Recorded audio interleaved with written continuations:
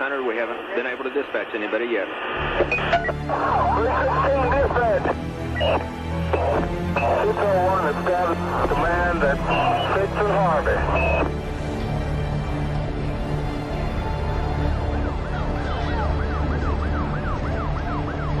On April 19, 1995, as many people were starting their workday, a beautiful spring morning in the heartland became chaos when at 9:02 a.m., explosions tore through the Alfred P. Murrah Federal Building in downtown Oklahoma City.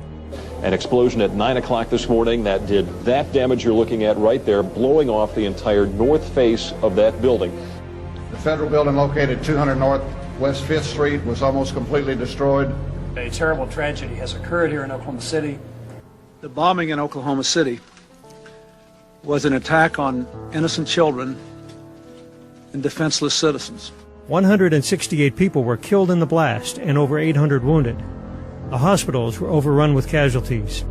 A rescue worker was killed from falling debris within the first few hours. But what would sear the bombing in the hearts of Americans was the 19 children inside the daycare center in the building who had lost their lives. The most beautiful memorial left by anyone is not in the rubble of this building, but in the hearts and the lives that knew them and loved them. We come today to remember their lives, and we come today to offer thanks. Thanks for the hundreds and hundreds of people who were involved in the rescue and recovery efforts. 6 years before 9/11, it was the first mass casualty terrorist attack on American soil. The prologue to a new chapter in American history had been written in blood, fear, and shock. Terrorism had struck home. From now on, nothing would be the same again. We know that more than McVeigh and Nichols were involved. There were questions of other bombs being found at the scene of the crime, witnesses to the bombing. The FBI, like any government agency, is more concerned with power, prestige, maintaining its position, rather than truth and justice. Based on the damage pattern to the building, what the government says is impossible. That life we had back before the bombing, that life is over. For the first time in my fight with the government, they stepped forward and said it would pose a grave risk to the national security of the United States of America if we release these CIA documents. If you know the truth will set you free. You've got to band together, or it's over for all of us. The man on top will get you.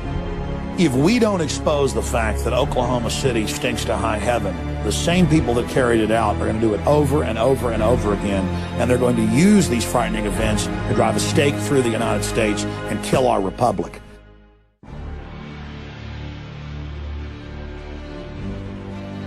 Almost immediately, the Oklahoma City Police Department announced a be on the lookout alert for two Middle Eastern-looking suspects wearing blue jogging suits. Shortly before the bombing, they were seen by a witness running from the Murrah building and getting into a brown pickup truck, then driving away from the scene of the crime. It was soon determined that a truck bomb had exploded directly outside the building. Approximately 200 feet from the bomb crater, a VIN number stamped on a twisted axle identified the vehicle as a Ryder rental truck. Two suspects are in custody this evening in the bombing of Oklahoma City's Murrah Federal Building. Shortly after the bombing, a 26-year-old U.S. Army veteran, Timothy McVeigh, was pulled over by an Oklahoma Highway Patrol officer 60 miles north of Oklahoma City. He was stopped for speeding in his car without a license plate. McVeigh would admit to carrying a concealed handgun and was taken into custody without incident. It was the first time Timothy McVeigh had been arrested in his life. The original alert for two Middle Eastern males had been rescinded within hours of the bombing, and the identification number on the Ryder axle was traced to a rental agency in Kansas.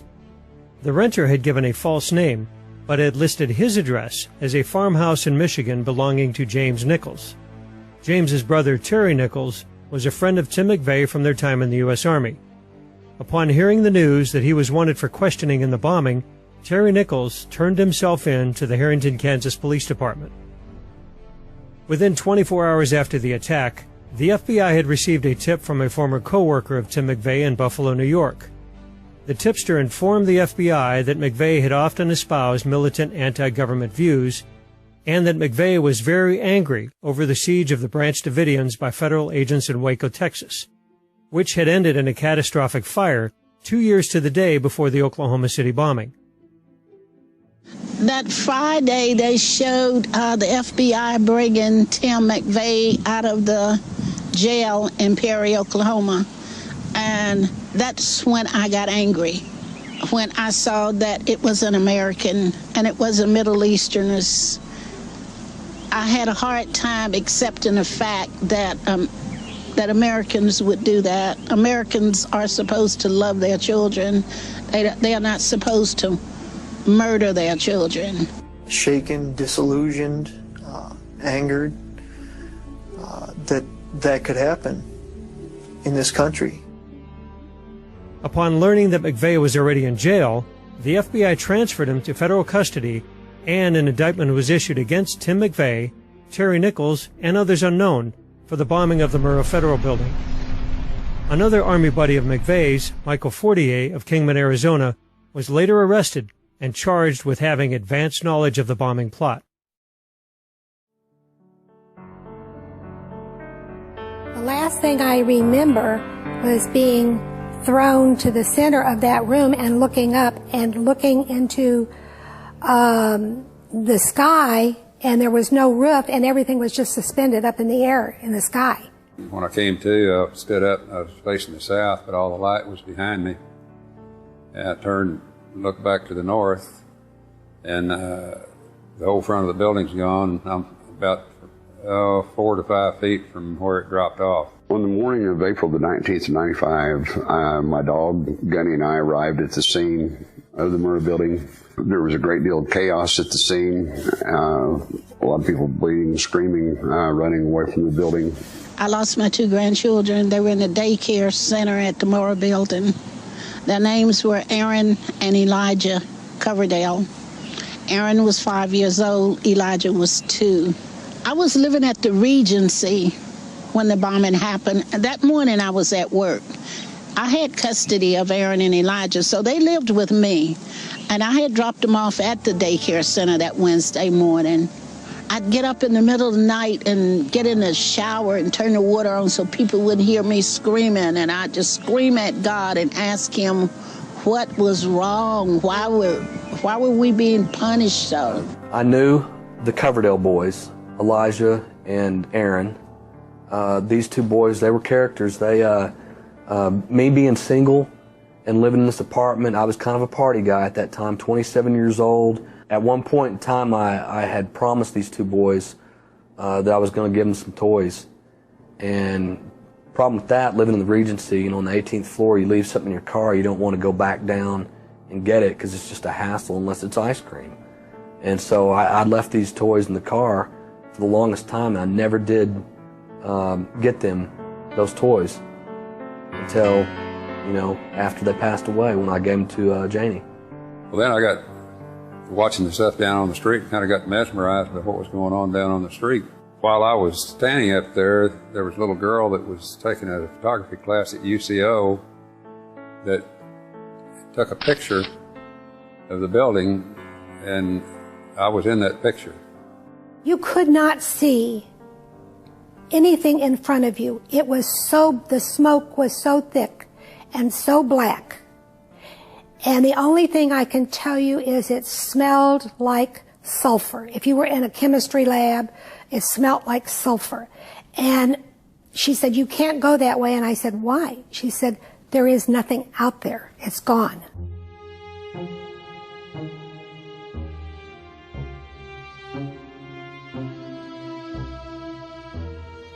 The reasons for the bombing, the perpetrators, the rumors, and the suspects change depending on whose viewpoint you take. Like all controversial events, some of those closest to the event and farthest away are bound together by their questioning of the official story. The first questions were directed at the Bureau of Alcohol, Tobacco, and Firearms, which had launched the raid on the Branch Davidians. The Oklahoma City office for the ATF was located in the Murrah building and was the supposed target of the attack. Yet, no agents were killed or seriously wounded. Was the ATF office empty that morning? I asked him if I could speak with an ATF officer that worked in the building so I could find out if they knew anything about my wife. And he told me that they were in debriefing And I asked him, you know, I need to talk to one of them, I need to find out something. And he said that none of them had been in the building, so they weren't hurt. They had been tipped by their pagers that morning not to come into work. The ATF told several different stories to explain their agents' curious absence. The most fantastic story was that 2 agents were indeed inside the building and were heroes that day. ATF agent Luke Franey claimed that he was knocked unconscious by the blast and, after an aborted helicopter rescue, crawled onto an outside ledge to escape his office. Franey reported that he then used his martial arts skills to break through several walls and injured his hand. Another agent, Alex McCauley, claimed that he was in an elevator at the time of the bombing. After free-falling for 5 floors, McCauley supposedly broke out and rescued several people. My crews were the crews working on the Murrah building the day of the bombing. Immediately after the bombing, they called me on the radios, and at that point they were going in to assist with, because the fire department hadn't even got there yet, they were going to check to make sure all the elevators were clear. They weren't aware, because they were coming from the south side, that the building on the north side was gone. So they went in to check the elevators, and that's when they found out how bad the damage was inside the building. None of the elevators went to free fall because the governor overspeeds were not tripped. The safety mechanisms on the bottom of the elevators were not tripped, so none of the elevators had a free fall condition. I think it was McCauley indicated that they were trapped in an elevator. So at the grand jury investigation, once I got the FEMA report that showed which elevator they were in, I said that there's no possible way they could have been in that elevator, because my men checked it and it was still locked from the top, and the doors were, the wall had caved in against the doors between floors, so they couldn't have gotten out of the elevator without assistance. Jane Graham worked in the building for over a decade, was vice president of the Federal Employees Union, and has testified before Congress on labor issues. She knew everyone in the building and bore witness to suspicious behavior that morning.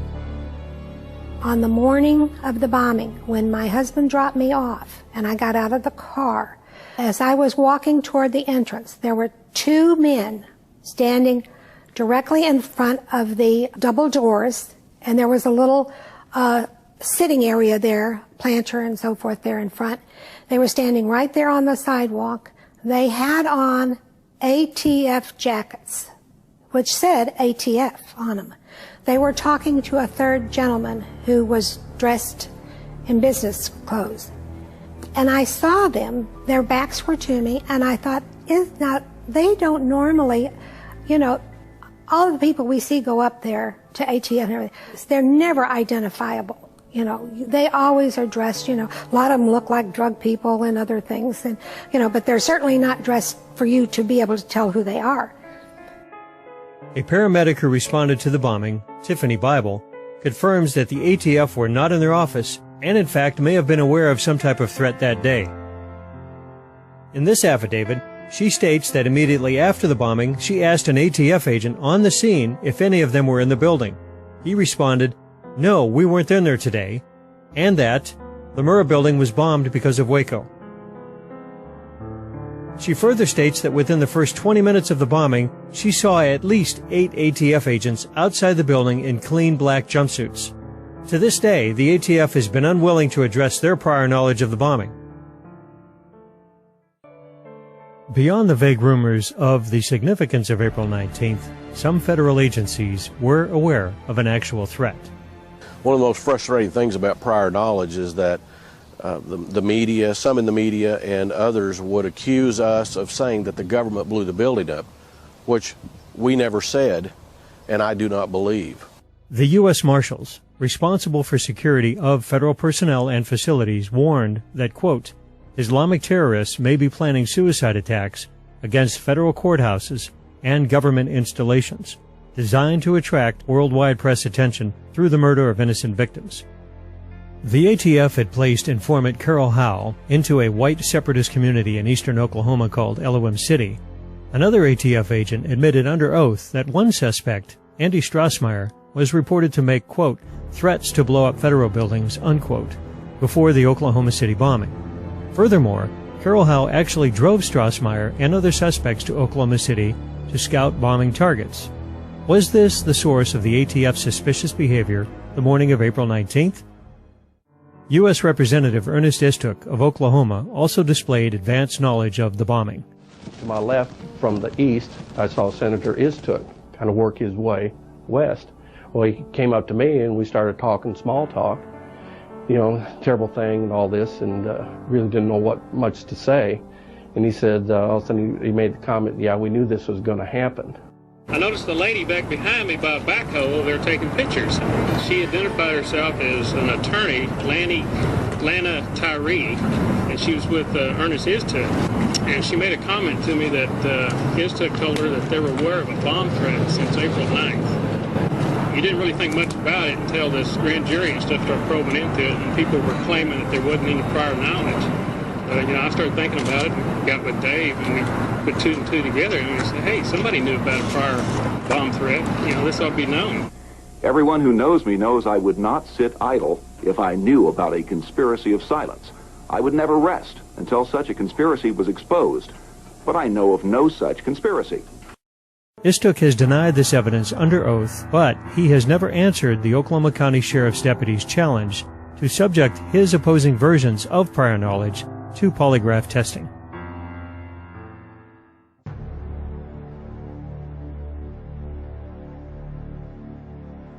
Many witnesses have officially stated that the Oklahoma County Bomb Squad was conducting a search at the federal courthouse across the street from the Murrah building 2 hours before the attack.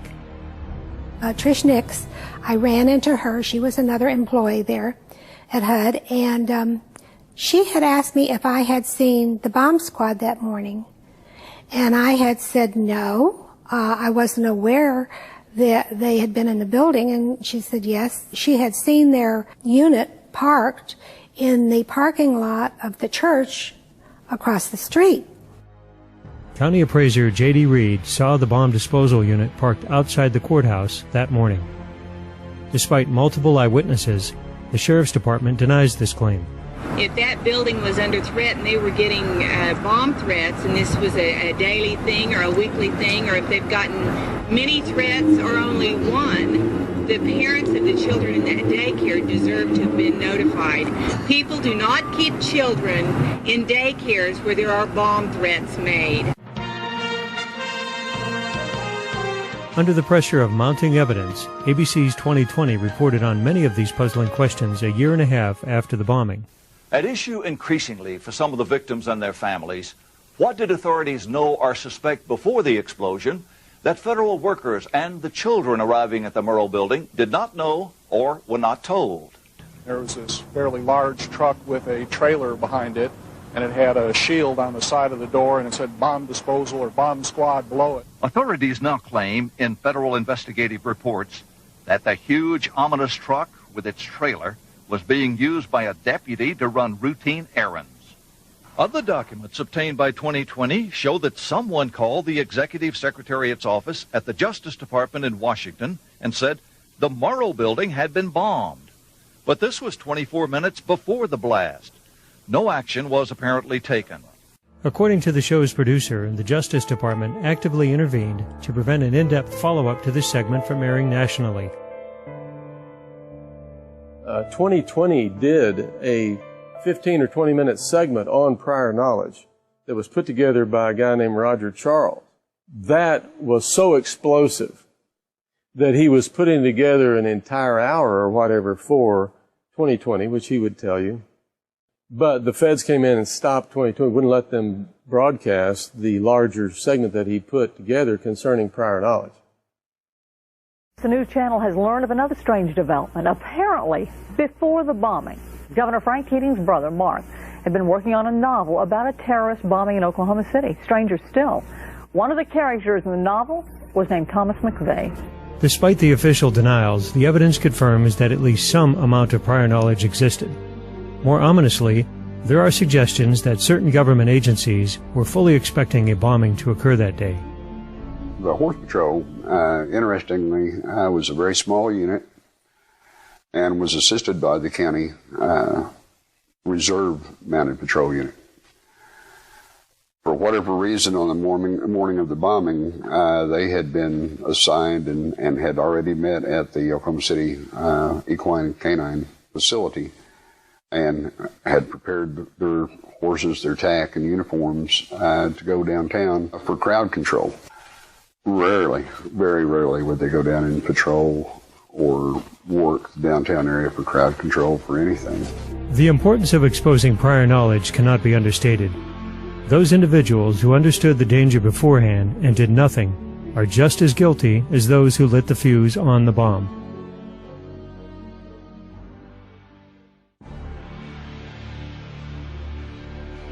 As the FBI and Department of Justice narrowed its focus on Tim McVeigh as the lone bomber on April 19th, people seeking truth and justice for the dead were dismayed that so many reports of accomplices were being discarded by the federal authorities. The first sketches of the suspects released by the FBI clearly indicated that 2 people were involved in parking the Ryder truck in front of the Murrah building, and the original BOLA, or Be on the Lookout alert, had mentioned 3 suspects. When the hunt for John Doe number 2 was called off and he was dismissed as a ghost, people who knew for a fact that they had seen McVeigh with other people began to speak out. Did McVeigh act alone? During that time, broadcasts were being made that there was suspects had been observed leaving the scene in a brown pickup. At this time, people were trying to get together on who was going to do what, medical personnel and such. There was a police car sitting to my left, facing west on 5th Street. And as we were all standing there conversing and, people were doing what they were doing, it came out over the radio on this police car that they were looking for a brown truck, an APB for a brown truck. It was quick, but it was heard. I haven't stopped asking questions because I know that we haven't been told the truth. I've talked to too many people that saw Timothy McVeigh that morning, saw Timothy McVeigh in Kansas and saw Timothy McVeigh in Oklahoma City. Not one person saw him by himself. Timothy McVeigh stepped out of the truck. I walked him over to, let's say, 10, 11 feet away from the truck itself. I pointed a direction downtown, which is to my right. He seemed to acknowledge where I was talking about.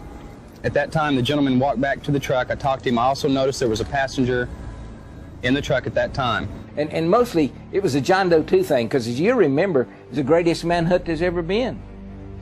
And then all of a sudden, hey, he doesn't even exist. If he doesn't exist, what was the deal about the manhunt? I mean, things like that. That was continually coming out. I know for a fact Timothy McVeigh was with another individual on the morning of April 19th, right before the bombing.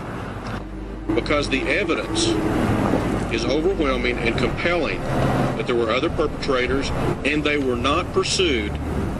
In the very early days after the bombing, the decision was made not to pursue any more of those individuals. In the days before the bombing, Tim McVeigh was seen making preparations with other suspects. Not Terry Nichols or Michael Fortier, but others unknown, whom the authorities seemed uninterested in finding. Yeah, the man that I saw on the phone that day, that was actually on the phone, was McVeigh. I'm 100% sure of that. He had a partner with him that had shoulder-length hair, that was leaned up against the wall facing him. Then at one point, he turned to the guy to his right, who was leaning against the wall, shoulder-length hair, and said, "He told us to stay here." I did go up to the FBI at 50 Penn Place and told them my story. If I remember right, I think they actually sketched out the second person that I was describing, which was shoulder-length hair, tan, stocky build, a light plaid type jacket shirt kind of mix, kind of goofy-looking guy.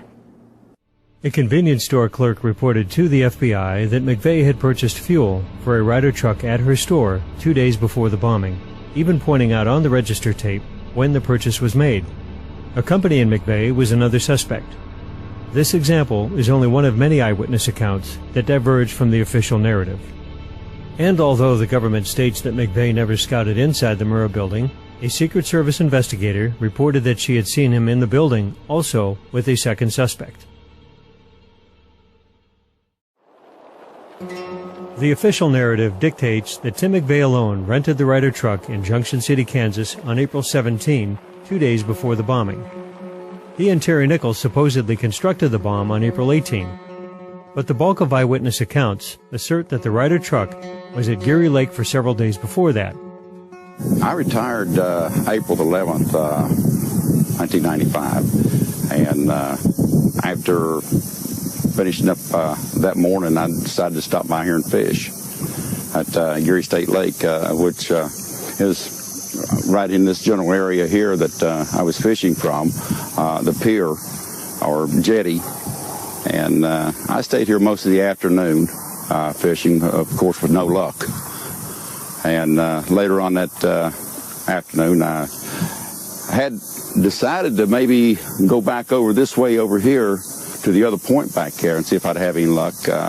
When I noticed a Ryder truck over there. I was sitting at home one day and my wife came in from work and she said that she had been stopped in a roadblock up here at Geary Lake in reference to the Oklahoma City bombing and the making of the bomb here at Geary State Lake and with a Ryder truck. And I said, well, you know, I had told you about the Ryder truck I had seen there before this. And that's how I became aware of it. And then the next thing I knew, she told the ATF and FBI, the people at the roadblock, that what I had seen. And before I knew it, my house was swarming with agents. McVeigh stayed at the Dreamland Motel just outside the gates of Fort Riley, Kansas, while he rented the truck and built the bomb. Once again, eyewitnesses state that he was not alone, and the Ryder truck was there for days before the FBI insists it was.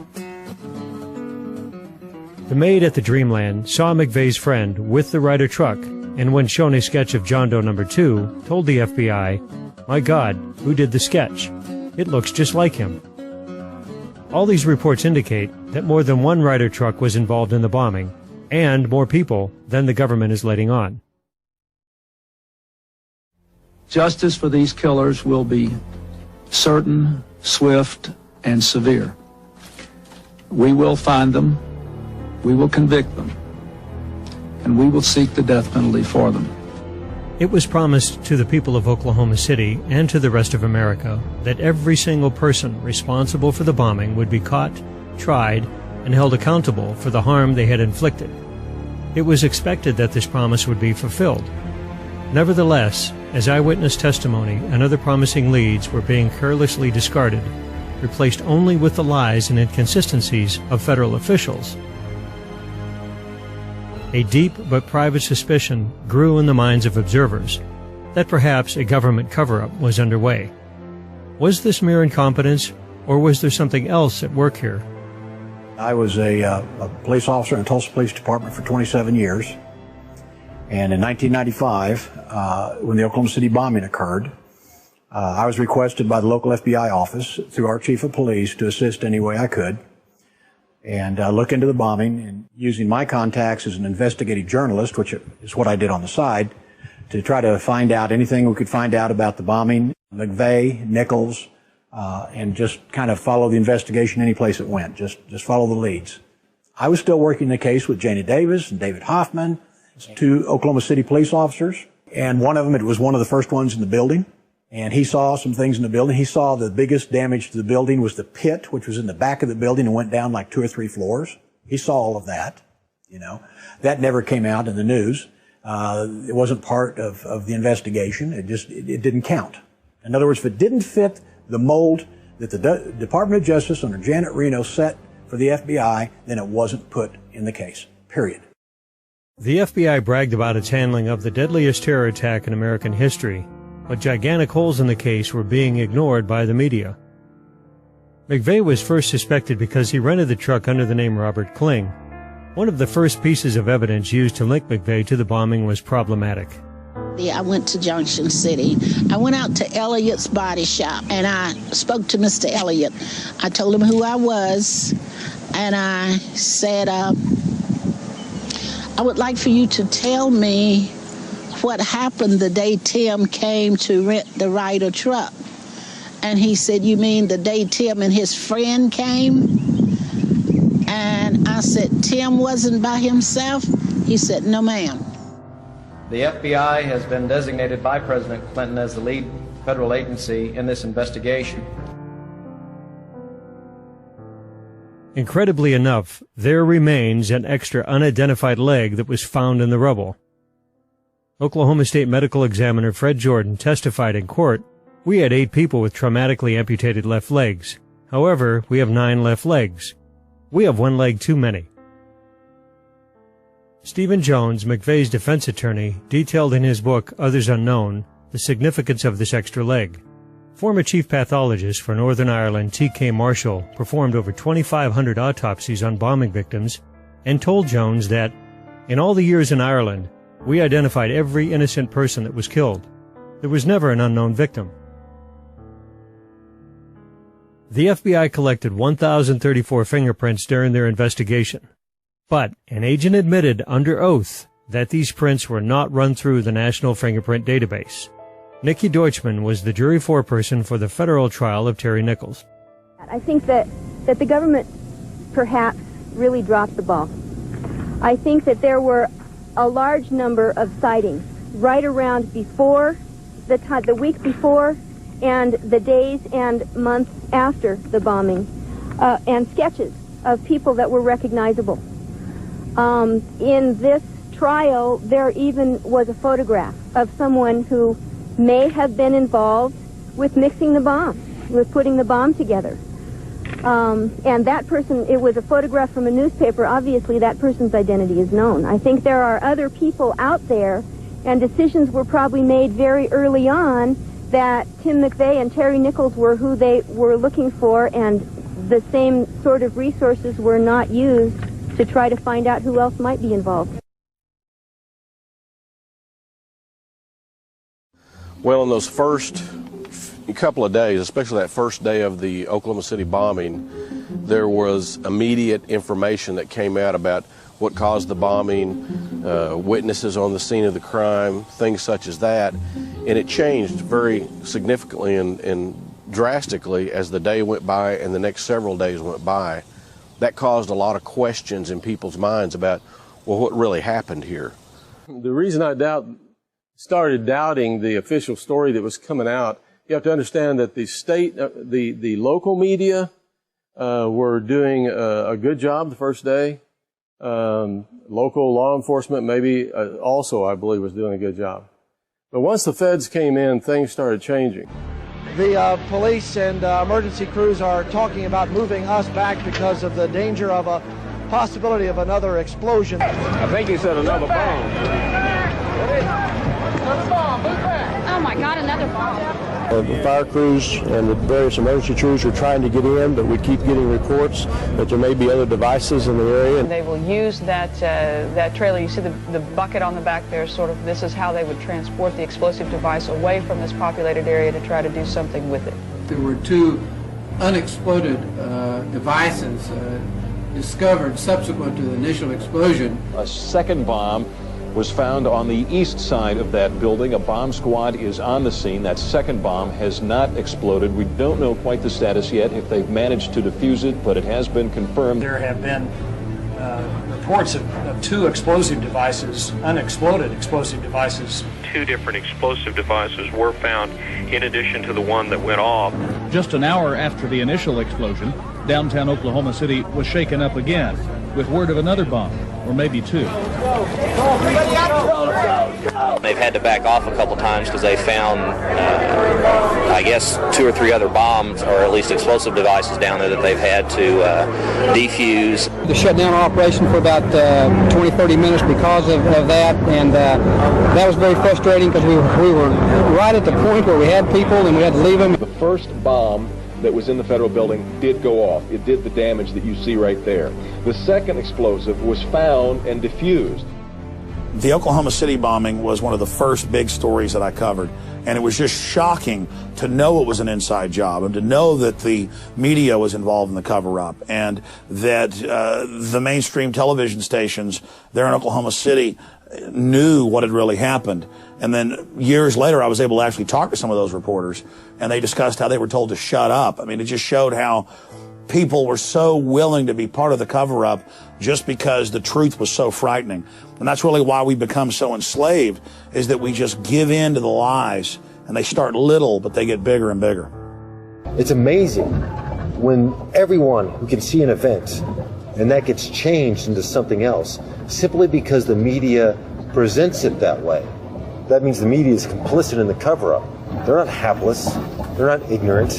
How come I can figure this out and CNN can't? The controlled corporate mainstream media is essential to a cover-up like Oklahoma City being successful. And that's why the mainstream media has lost so much credibility. Because all over the nation, people have seen things like Oklahoma City over and over again, where you see the live footage, you see them removing the bombs, you see the governor admitting it. And then later the media says, we never said that. That's what conspiracy theorists say. At first, the media reported on some of these bothersome pieces of evidence, but they became little more than parrots for the Justice Department as the official story was railroaded into the public mind. Been listening to Mike McCurry, President Clinton's spokesperson at the White House. Apparently at this point we know a little bit more than the White House does, because we have been able to confirm that it was a car explosion. That word coming to us from Mayor Ron Norick earlier, 1,200 pounds of explosives parked out in front of the federal building. And ATF has confirmed that as well. Who's going to investigate the investigators? Who's going to investigate the prosecutors? Who's going to hold them accountable? Who's going to hold us public officials accountable? And that's all we're trying to do here, in addition to trying to find the truth. Well, initially that morning, all the media that was downtown there were reporting the truth. They reported the truth about the unexploded bombs, undetonated bombs being removed from the building. By afternoon, things began to ease a little bit. You could sense a difference, and by the next day, everybody but Channel 4 had changed their story completely. One local station in Oklahoma City, KFOR-TV, did perform its duty by reporting on McVeigh's accomplices, the evidence of prior warnings, and many other aspects of the case. The New York Times Broadcasting Company purchased KFOR a year after the bombing. The programming director was fired, the lead journalist on the bombing, Jana Davis, was let go, and all reporting that contradicted the government vanished. The victims turned to the government with their questions, expecting the full truth to come out. This was not to be. Those who asked too many questions or knew too much were discouraged from their efforts in other ways. Debbie Nakanashi, who was with the post office, she was told not to talk to anybody about that. Her job had been threatened to her. She went to the union over it. Then they apologized. But she and I went on a number of occasions to Washington, D.C. We tried to see every senator and every congressman from Oklahoma. Not one would give us an interview.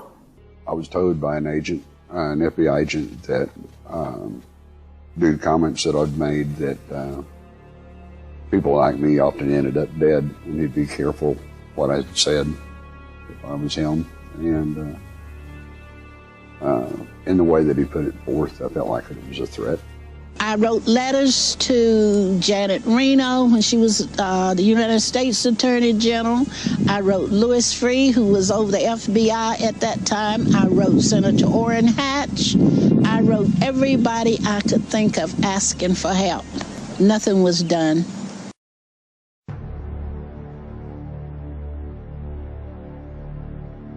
When the government decided that the investigation was over, a federal grand jury was impaneled to hand down indictments. This is usually a straightforward process. But the federal prosecutors were not counting on one grand juror, Hoppy Heidelberg, to actually ask questions of his own. My name is Hoppy Heidelberg, and I served on the federal grand jury that was supposed to investigate the Murrah building bombing in Oklahoma City back in 1995.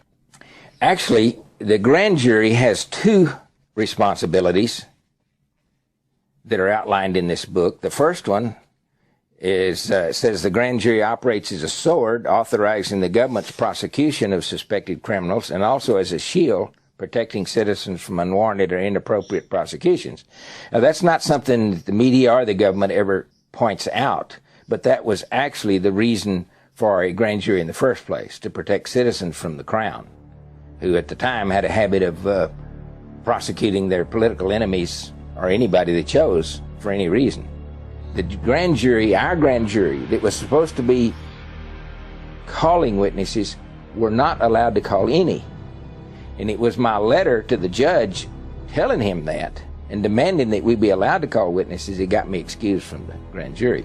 What you will hear and what they say that's a lie is that the grand jury foreman is the only one that has the right to do this or that. And that's not true. According to the book, any member can demand anything he wants for any reason. It can be just his personal opinion. It can be from information he gets. And of course, they tell us, well, you can't watch TV, or you can't read the paper. That's nonsense. That's nonsense. Grand jurors need to be well informed if they're going to do their job properly. See, we were never allowed to see the photo evidence from the cameras on the Murrah building that would have shown the truck being parked and the people who got out of the truck. That's all on tape. And we were authorized to see all of that, but we weren't allowed to see it. And in fact, nobody's been allowed to see it. All those tapes have been kept under wraps for 15 years. It was just too important to the American people to know what happened there for me to keep quiet, because nobody else was going to speak up. The other grand jurors were petrified because they observed on a daily basis the kind of intimidation tactics that were used by the Department of Justice attorneys to attempt to keep me under control. And when they found out about the FBI visits to my home, I really shook them up. Now they're even scared to talk to me in the men's room. Hoppy will never be silenced.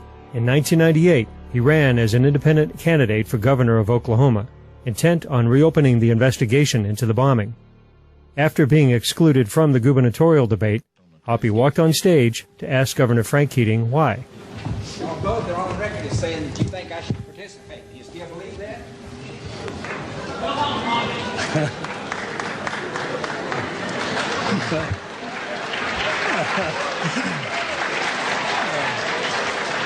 Thank you, audience. Mr. Jenkins, your follow-up now.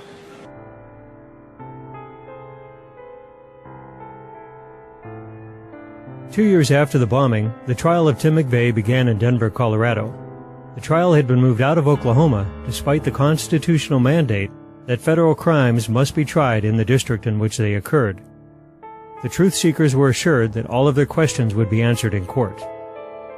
The trial was not handled appropriately. It was handled in a way that was very prejudiced against the defendants. If you look at what Judge Maitch did concerning prejudicing the jury toward the people that were being prosecuted, by 2 weeks he showed them pictures of dead babies and blood and guts, and which is all basically, in my understanding of the law, illegal to prejudice the jury like that.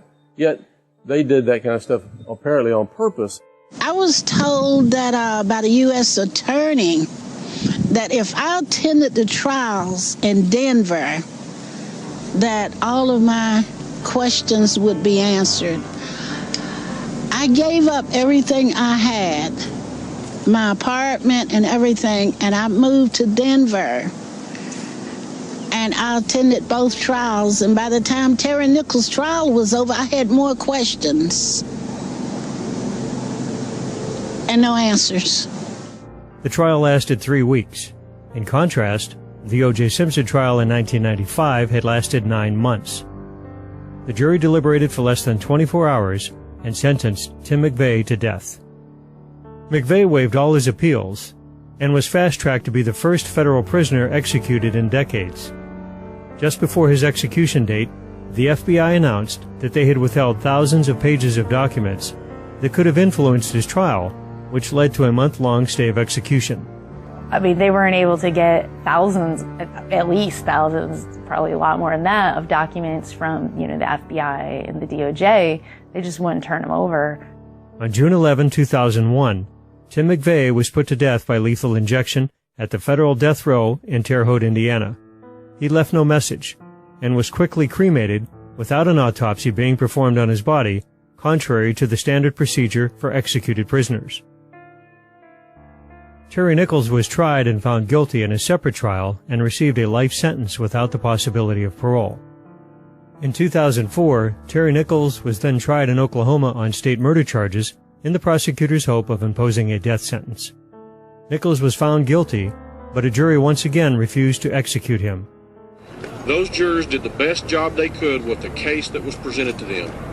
I think what their statement says is they knew there was something wrong and somebody had some involvement here, but they also, as they have said themselves, that there were lies, there were mistruths, there were bungling, there was arrogance, there was things that were not pursued like the other John Does, and so they felt like there was a reasonable doubt. Michael Fortier became a witness for the federal prosecutors, received a 10-year sentence, and was released in 2006 directly into the Witness Protection Program. Justice, the government announced, had been served.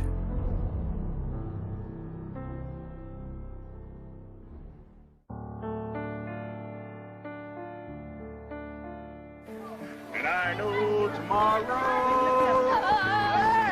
will be the same, 'cause we got a life of love that won't never change. Hey, my dad's good. Don't listen.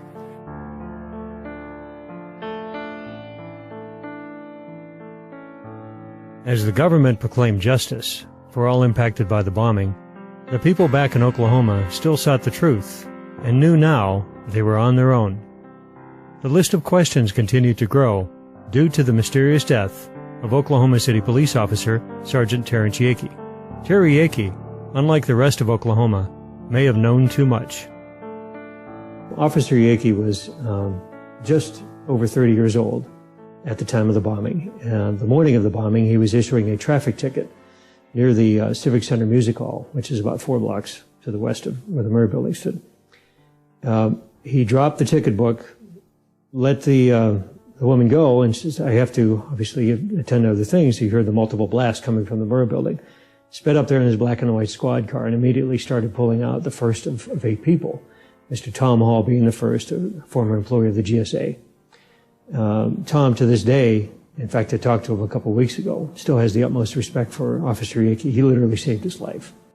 Officer Yakey, being an astute police officer for 7 years, veteran of the Oklahoma City Police Department, knew that something was horribly wrong. He tried to get the official storyline out through his commanding officers at the Oklahoma City Police Department, through his family, through his ex-wife, and he chose to withhold some of the storyline because he was in fear for his family and his wife and his 2 young daughters at the time. What we found out, between the hours of 8 a.m. and 1 p.m. that morning, he was brutally murdered 1.5 miles from the front gate of the El Reno Penitentiary. From that moment that his body was found, we know that the crime scene was destroyed. There were spade shovels that were used to turn over the crime scene. Ballistics, any gunpowder residue, anything that had to do with his death was completely destroyed. It was corrupted. He started having problems with it, not only at work, but his apartment got broke into, his car got broke into, things were stolen out of his house. He had accumulated reports, evidence, I don't know what all, but he was going to take it out to a mini storage in El Reno. And he left one night, and he told a friend of his that they were going to go out to dinner. He says, I got to run out and put some stuff in mini storage, and as soon as I shake these feds that are following me, I'll be back and we'll go to dinner. Well, he never came back. Instead, he was found the next day by a Canadian County Sheriff's deputy. Well, they found his car first, and then they found him in a field near the El Reno Penitentiary. The damage to his body was obviously a torture homicide. It was obvious. But what intrigued me the most, that he had several cuts on both of his wrists, inside both elbows, both jugular veins. He'd been beaten. He had ligature marks around his neck. He had handcuff marks on his hands, on his wrists. And he had a small caliber bullet wound that started above on the right-hand side of his temple and exited low on his cheek with no powder burns. The day of his death, when my daughter called me, I left work, went to El Reno to help because I could hear the seriousness in her voice, that she was getting upset. Why would the police be calling her looking for Terrence? And when we went to the apartment where he lived, the manager there stated to us, well, why are you looking for him? The police have already been here and taken his cruiser. So I'm not sure what was going on. It was strange. And about 10 o'clock at night, I had put my grandkids to bed. The phone rang, and when I picked the phone up, I could hear my daughter screaming in the background. And I assumed something bad had happened, but I didn't think death. And my son said, Mom, they found Terry. He's dead. One of the things that surprised me was that there was no autopsy performed. The other thing that really bothered me was we were being told that Terry was high on drugs and drunk. And, of course, the medical examiner's office did a report on Terry and his injuries, which was really not an autopsy, but just an overview. And it showed that his BAC was 0, meaning no blood alcohol content. There was no drugs in his system. It bothered me that they didn't treat Terry like a police officer like he was. He was a good guy. And he never said to us that I'm depressed. I need help. Not to me, or not to his sisters. I think it's only fair that we know, as Terrence's family members, what happened.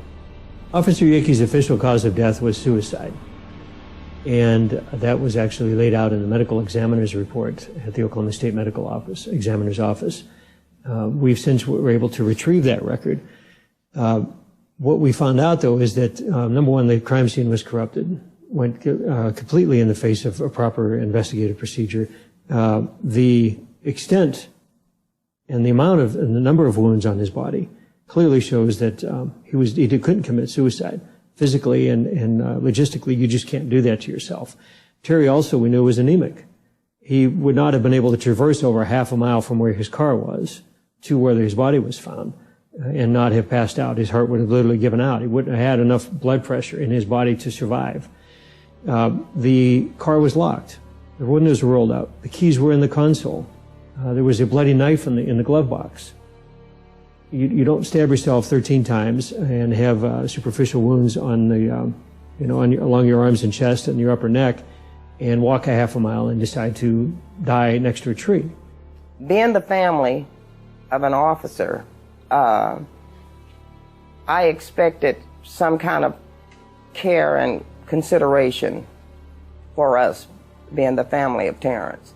There was another detective by the name of Mullinex that told my daughter that she looked at too many movies and she needed to see a psychiatrist. When we were asking questions, wanting to know about his belongings, wanting to know about things that happened during the course of where they say they found my son. And I don't think this was very kind of them and considerate of us being family, that they should have talked to us like that. But they did. And as far as I'm concerned, that made me more suspicious of what happened to my son. The brutal torture and murder of Terry Yakee served not only to silence his voice, but the voices of other first responders who may have seen something that would shed light on what really happened. Those who keep their silence know exactly what Terry saw, but he will never be forgotten by those who ask questions and demand answers.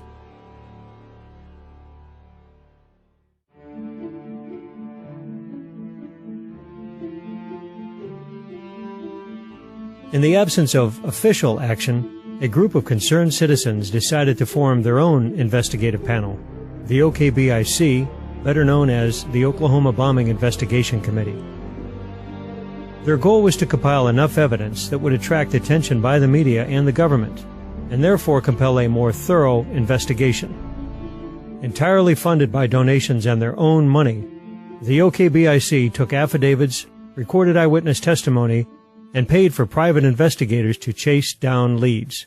I'm Charles Key, State Representative in Oklahoma City, and I formed the Oklahoma Bombing Investigation Committee. I had a number of constituents come to me and other people that started raising their own questions about the investigation, what direction it was going, because it seemed like there was an effort to try to change that initial report of what took place on the first day of the bombing as the days and weeks went by. We look at what State Representative Charles Key did. He went on the facts. He went on the information the grand jury gleaned. And clearly there was complete prior knowledge. I observed the fact that Charles Key seemed to be standing up for the truth in some areas that I felt like was not being dealt with appropriately by authorities. The Oklahoma Bombing Investigation Committee was formed for one purpose, and that's to obtain the truth. First I thought, that's just another politician trying to get a little publicity. Then when I met Charles Key and Colonel Wallace and Dale Phillips, found out that they were for real, and they asked me if I would join them, and I agreed to join them. I think Charles Key's work is absolutely outstanding, and it continues to be. Even to this day, we're looking at, 16 years on almost, coming this April. Charles took a lot of risks. When we saw what was going on with the investigation and that it was trying to move away from the early facts that were presented by law enforcement and by the media, we pursued establishing a county grand jury in Oklahoma County, something unique to Oklahoma and just a few other states in the country that allows citizens' grand juries to be impaneled to investigate things such as this. The committee meetings were very serious. We fought the government at every level, all the way through to the Supreme Court of the state. We had a lot of people that came forward and brought us a lot of information that we wouldn't have gotten any other way. We were pursuing all the information that we could get our hands on about the bombing, and we were trying to get a congressional investigation of the bombing. I was in awe at the amount of effort that they put in that first 6.5 years before the book was released. And then to have the book released, come out to the general public 3 weeks before 9/11 occurred. And to see every single obstacle that was thrown in their face, all the way from the news media to financial, to emotional, and interviewing over 329 victims, family members, and survivors. And these people were consistently basically saying, I am not going to fail. I'm not going to quit. I want the truth to come out on this. So we formed the Oklahoma County Grand Jury to have essentially a citizens' investigation into the Oklahoma bombing. And that caused us to have to get together a number of signatures from citizens of Oklahoma County, which we did. We got, 11,000, 12,000 signatures. We only were required 5,000. And by getting all those signatures, getting them validated and everything, we then got an X amount of money, a lot of money, and the opportunity to set up a grand jury. Well, they turned the grand jury over to our enemy, which was Bob Macy, and basically gave him the money, and then he proceeded to investigate us. I wrote a letter to the district attorney, Macy, told him what I had seen and that I wanted to testify in the grand jury. I got a letter back from him telling me that the grand jury did not want to hear anything I had to say about the bombing. After the Oklahoma County Grand Jury was actually initially formed, then there were some efforts to try to stop that by the Oklahoma County DA and others. And at that time, we organized ourselves in a more formal way. We hired private investigators and some others to help us put the information that we had gathered together in a form that we could present to that county grand jury. 4 or 5, 6 months into the investigation, we started suspecting that our phones were tapped. And I don't remember how we got the information, but we were given a number that we could dial, and it would either confirm or that it were tapped or that they weren't. And we'd dial this number, it would confirm it. We didn't really have anything to hide, so it didn't really make that much difference. It didn't affect our investigation too much. I think as we finalized our work, as we got to the end, as that grand jury was impaneled, and as we put this report together, we had a lot of media that was waiting for this report. They were ready to give it some significant coverage. And our report came back from the book publisher about 2 weeks before 9/11. And one of the things that we said and some others said during that time frame, as before and after 9/11, that the reason that we did this is because if you don't ask the questions and you don't hold government accountable in everything that it does, not just bombings like this, but everything, then you'll have the same mistakes happen again, and they will get worse as time goes on.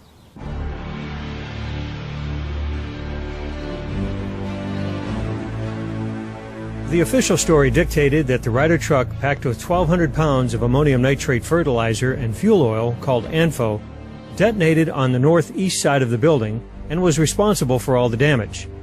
That hypothesis later evolved into 4,800 pounds of ANFO, then up to 7,000 pounds of fertilizer and nitromethane? In fact, the only consistent theme of the official narrative is its inconsistency. A truck bomb just delivers an air blast. That's all it does. It's called an air blast. And when you've got 8-foot thick columns of concrete filled with rebar the size of your arm, an air blast probably won't even break one. It will break windows.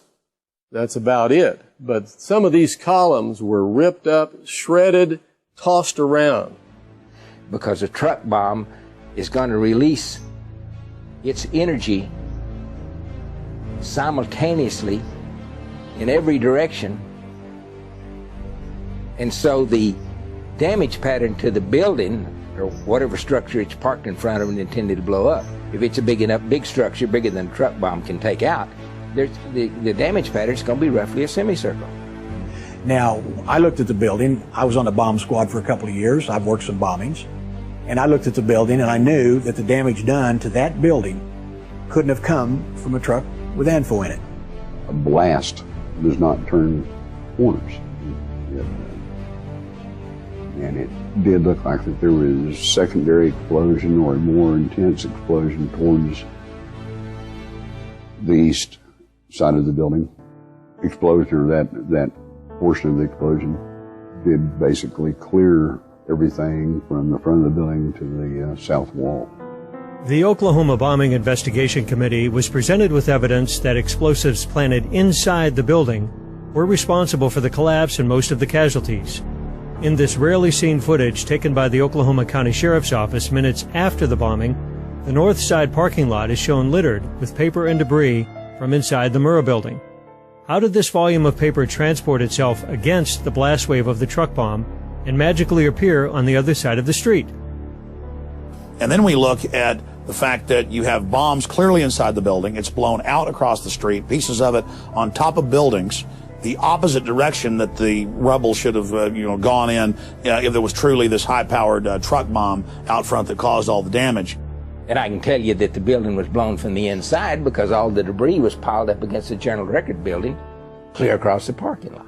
In fact, several witnesses report that bombs were going off in the building before the truck bomb exploded outside. The first thing that I experienced when I was sitting there signing some papers for Ruth, I felt the building start shaking, and never had anything like that happen before, and I just kind of froze. And then the lights went out. It didn't get totally dark because the whole front of the building was glass. The lights went out, and then the debris started falling on my desk. And then something hit me in the back of the head and knocked me out before the truck bomb went off. What that tells you is that there were other explosive devices in the building that actually brought the building down. The building started to sway back and forth. It was going back and forth.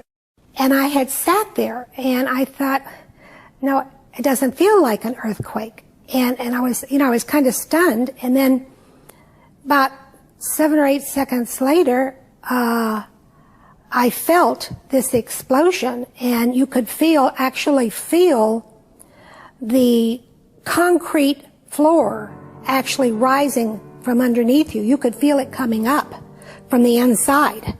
It was like slow motion. We crawled under before the glass started coming, and everything it just seemed to roll in on us. I thought it was an earthquake when it started. It was just a kind of a shake, and then everything started going like this, and I dove under the desk, and then all the glass came in and the ceilings came down. 3 seismographs at the University of Oklahoma, the Omniplex Science Museum, and in Franklin, Oklahoma, recorded a seismic event lasting 8 to 10 seconds that suggests the possibility of 2 blasts. There were 2 energetic spikes. One was the truck bomb, and the second spike was explained away as air blast pushing on the ground or falling debris. But a representative of the Oklahoma Geological Survey stated for the record that this spike was not the result of floors collapsing and that the last 5 seconds of ground motion did not have air blast associated with it.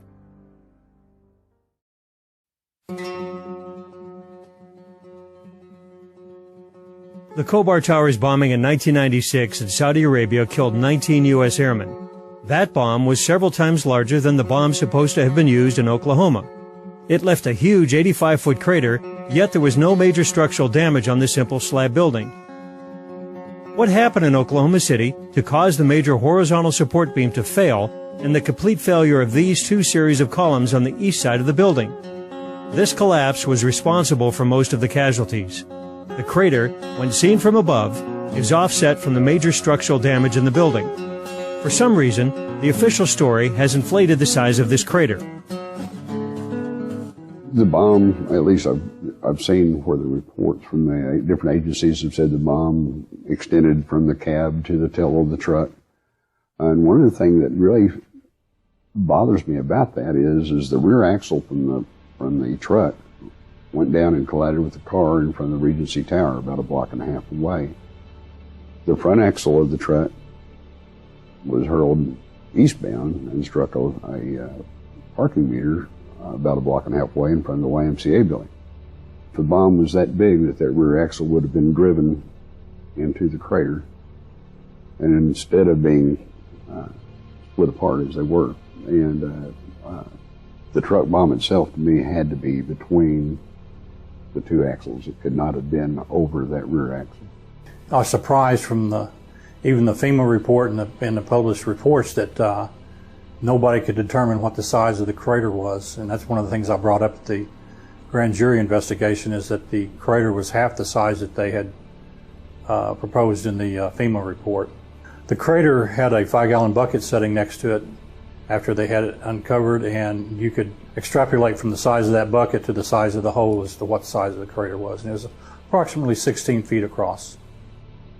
August 24, 1970. It was a Monday morning. Carlton Armstrong, his brother Dwight, and 2 other perpetrators, Leo Burt and one other individual, drove up to the side of the Sterling Hall. It was a math research building. Dow Chemical had their offices there. It was federal government as well as the university faculty that worked there. And they had drove a Ford Econoline van stolen from a math professor, laden with 4 metal drums, 50-gallon drums full of ammonium nitrate and fuel oil. The Sterling Hall bombing consisted of 2,000 pounds of ANFO, and it was set off right next to the building. The windows were blown in, the facade was damaged, but there was no structural damage. In fact, the Army Math Lab was closed for only 1 day. In Oklahoma City, a similar ANFO bomb detonated 15 feet away from a much more robust structure and inflicted massive structural damage. What that case did was it was a bellwether. It set a standard for us to look at. It says, okay, if ANFO was in fact used in Oklahoma City, why did it not have the characteristics of what occurred in Madison? Furthermore, the signature of an ANFO explosion is nitric oxide, a noxious gas. There was certainly no fertilizer bomb. We know that because there was no ammonia gas in the air. In every other explosion, and some students blew up did make an ammonium nitrate bomb, but everybody who rushed to that building after the explosion had to be hospitalized. If you ever smelled ammonia strongly, and you're talking about going into a horse trade or something like that, that's not strong, but that'll gag you. It will sear your lungs. I mean, everybody that smelled that ammonia gas after the ammonium nitrate bomb at that university had to be hospitalized. It would have been 30 minutes or an hour, depending on how hard the wind was blowing, before anybody could have even approached the Murrah building if there had been an ammonium nitrate bomb. There were other search and rescue personnel that were down there immediately from St. Anthony's Hospital and nearby, as well as office employees from the surrounding offices. They would have approached the crime scene and buckled over almost immediately, vomiting violently, if there was ammonium nitrate gas. There wasn't. I was watching General Parton, the former head of Air Force Weapons Development, point out that the building was blown out, that it wasn't the signature of an ammonium nitrate fertilizer bomb, that there had been a cover-up. The damaged Murrah building drew the attention of retired General Benton K. Parton, former director of the Air Force Armaments Laboratory. General Parton spent his career conducting bomb damage analysis with explosives for the military. General Parton came to Oklahoma City, examined the available evidence, and rendered a conclusion far different than the story being pandered by the government and media. I spent over 30 years in the Air Force. Most of that was in research and development. I went to a 2-year graduate program, 8 quarters of armament engineering graduate. It was the first course that was ever set up. And after that, I worked at the Ballistic Research Laboratories at Aberdeen, which was 2 years of hands-on work designing, developing continuous rod warheads for the MONARCH missile and other weapon systems. Well, the truck bomb, even though it was fairly massive, was somewhat removed from some of the structures that were damaged. It clearly had some what you call Broussard's damage, where the blast pressure was way above what you would expect to get from the truck at that distance. Broussard's damage is that caused by an explosive whose blast wave is powerful enough to shatter and destroy the material affected. The problem with the failed columns at the Murrah building is at that distance, the air blast from an ANFO bomb would have been 10 times less powerful than what was needed to dissolve the concrete and cut the rebar. Those columns, had they failed due to air blast, should have broken with sharp chunks of concrete connected by rebar, not sheared off at critical points. Broussard's damage indicates contact explosives placed directly on the beams.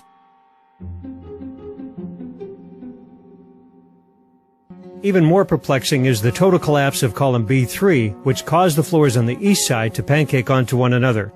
The building was gutted to within feet of the other side. Column B4, closer to the truck bomb, is completely intact.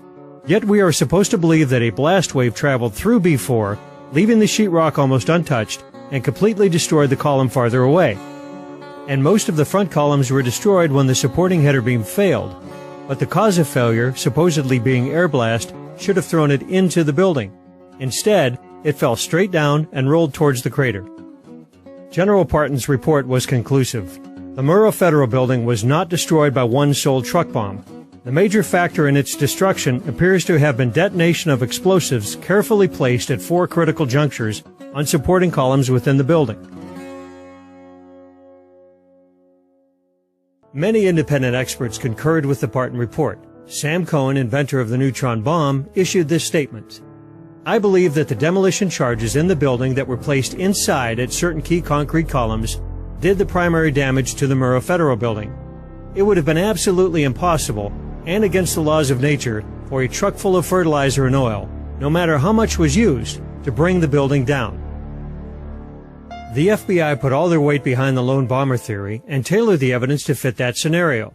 Dr. Frederick Whitehurst, a supervisor at the FBI crime lab, turned whistleblower over the Bureau's handling of the evidence in the Oklahoma City bombing. Released a report today condemning the FBI crime lab for mishandling evidence and for slanting its analysis. The report is expected to specifically criticize the lab's handling of the Oklahoma City and World Trade Center bombing cases. It was the allegations of FBI whistleblower Frederick Whitehurst that sparked that investigation. Forced to resign, Dr. Whitehurst testified in Terry Nichols' trial that a fellow FBI chemist had changed his findings and lied under oath after meeting with federal prosecutors. The Office of the Inspector General, or OIG, investigated Whitehurst's charges and issued a report which concluded that the FBI crime lab had improperly identified the characteristics of ANFO, the weight of the bomb, the detonation system, and even what kind of explosive was used. The Oklahoma City case will get a lot of attention because what the Inspector General goes on to at some length to say in his analysis of agent testimony in some of the pre-trial stages is that one agent in particular made sort of seat-of-the-pants estimates about the Oklahoma City bomb, but then couched them in his reports, in his written reports, as being the result of scientific evidence. The FBI laboratory has billed itself for many, many years as the premier forensic laboratory in the world. The people that did the things they did knew doggone well what they were doing. The Wright Armament Laboratory at Eglin Air Force Base conducted a series of explosive tests to compare their data to the bombing in Oklahoma. The Eglin test structure was a simple 3-story concrete slab building with no support columns. The engineers at Eglin tried to recreate the truck bomb as McVeigh and the FBI claimed it was constructed, with 4,000 pounds of ANFO packed into a dozen barrels. But they found that each barrel acted as a separate bomb, canceling out the explosive force of each other and pushing most of the blast upwards. So they constructed a single more powerful bomb and exploded it outside the target building to test the effects of air blast. They found that their weaker test structure suffered less damage from a more powerful bomb than was supposedly used at Oklahoma City. The report for the Wright Laboratory at Eglin Air Force Base concluded the damage at the Murrah Federal Building is not the result of the truck bomb itself, but rather due to other factors such as locally placed charges within the building. The evidence is undeniable, despite the pleas of the official story, that the Wright truck bomb was not the sole cause of destruction that day, that there were bombs placed inside the building, which caused the brunt of casualties as floors collapsed on helpless victims.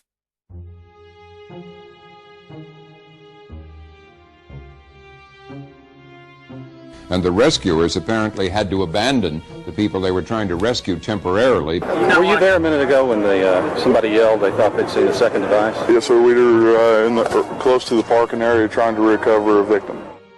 As rescuers desperately tried to free the victims from the rubble, several evacuations of the site, due to reports of other bombs, impeded these efforts. At some point, we got to the corner of 5th, and I believe it was Robinson, right there at the corner of the Murrah building, and we heard second bomb. Somebody yelled second bomb. I stopped. I turned around. People were running past me, and I just kind of watched what was unfolding. Of course, nothing ever did happen. The Oklahoma Highway Patrol reported that another explosive device was found. The Oklahoma City Fire Department confirmed that. Defense Department logs recorded that a second bomb was disarmed, a third bomb was evacuated. The explosive that they disarmed last night was even larger. Who planted these bombs and had access to the Murrah building before the bombing? A deputy sheriff recorded this footage during one of the evacuations. Here the ATF is seen pulling out several weapons and blocks of what appeared to be plastic explosive. Was this the source of the bomb scare, or did this ordnance come from an illegal armory that witnesses report the ATF kept in the Murrah building? The ATF denies they kept any weapons or explosives in the building. Day 1, hour 2 of the bombing, the most significant event that happened is when they said they found other bombs in the building. The second most significant event was that they moved everybody back and held them back. There were still people alive trapped in the building, but they came in with 2 trucks and backed them up to the Murrah building, and a bunch of these guys dressed in blue jackets with no letters on the back started taking boxes of files out and putting them on this truck. We were told by a blonde female agent that there were files so serious to the government that until those files were located, there would not be any recovery effort. If you remember the Whitewater investigation in Arkansas, all the paperwork was stored in the Murrah building. They had FBI agents over in the fields to the west of the Murrah building picking up paper almost all day long. And it was during this time that early in the investigation that I started receiving some various phone calls. One of them was a phone call from Little Rock, Arkansas. The guy said that he was a federal agent. He was not an FBI agent. He was not ATF. But what he did say was during their investigation of the Clintons, on all the drug running that went through Mena, Arkansas, and Lassiter's Ranch and all of that stuff that was going on at the time during Iran-Contra, that those records, when Clinton went to Washington, were transferred from there to the Murrah building. Because of the additional bomb threats or because the building was unstable and the firefighters couldn't get to them. So those are a lot of patients I think were lost that could have been saved. After rescue and recovery had been halted, The building was prepped for demolition even though all the bodies had not been recovered, and despite the architect's report that it could be rebuilt. The investigative team from the American Society of Civil Engineers was not allowed on site. The defense lawyers from McVeigh were able to visit the site one time, but even then, they were not allowed to view the crater. They were going to halt it on the 29th of April. They were going to halt the recovery and prepare the building to be imploded.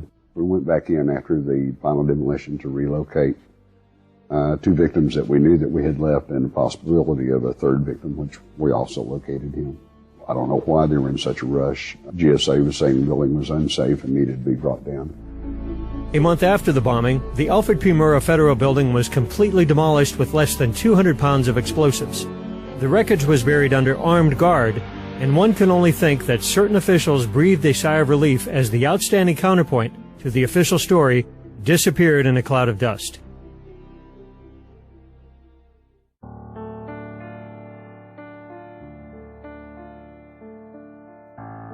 Tidbits of truth about the Oklahoma City bombing would often come from the most unlikely of places. Another strange and brutal murder, at first seemingly unrelated to the bombing, would set the stage for some of the most damning evidence that the government was withholding from the public. My name is Jesse Trinidou. I'm an attorney from Salt Lake City, Utah.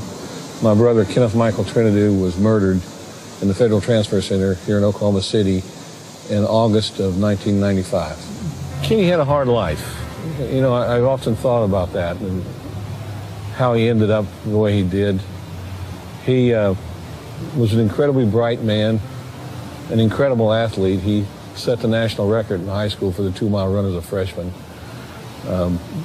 Went into the service, and like so many boys did during the Vietnam War, they come out heroin addicts. He robbed banks, or 2 banks, to support that habit. He was caught and he pled guilty. He went and did his time. He was a very strong guy. He wasn't very big, but he was very tough. He was easygoing, but he wouldn't back down. So if you pushed him, you were going to get a fight, and it was a fight you were going to lose. We loved him and stood behind him, and he was a good man. Kenny was supposedly arrested for a probation violation and sent to Oklahoma City at the transfer center for a probation hearing. We now know that that's crap. I said to him, Kenny, what are you doing there? And he said, well, they sent me back here for a probation hearing. And we talked about getting him a lawyer and the fact that we didn't expect him to do more than a couple of months. And so my mother called me at work. It was about 7 in the morning and told me that, and I couldn't believe it, that Kenny supposedly killed himself, because I had just spoken with him the night before. There's no way in hell he would have killed himself. This is not a guy who kills himself. I mean, his life is the best it's ever been. I found out later that an autopsy had already been done. Now, the federal government didn't want one done, but the state of Oklahoma required one for a death and incarceration. So the federal government didn't know that there was an autopsy done, and did not want the autopsy done.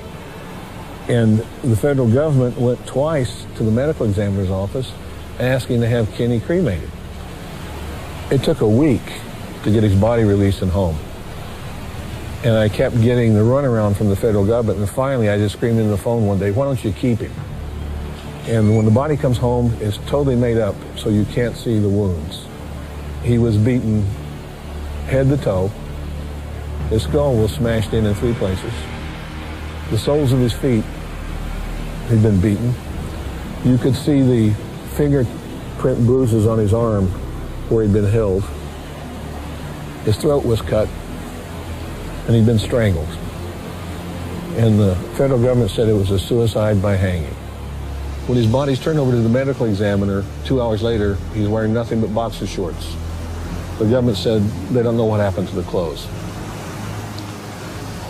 They cleaned the cell that morning, so the medical examiner can't do an examination of it. And the medical examiner is not allowed into the cell for 6 months. And when he finally is allowed in, he does a test that's called luminol that will reveal the presence of blood. And Fred Jordan told me that the cell lit up like a Christmas tree. The logbooks involving my brother disappeared. The ones that didn't disappear, the pages from the logbooks are missing. the crime scene photographs disappear. The negatives of the crime scene photographs disappear.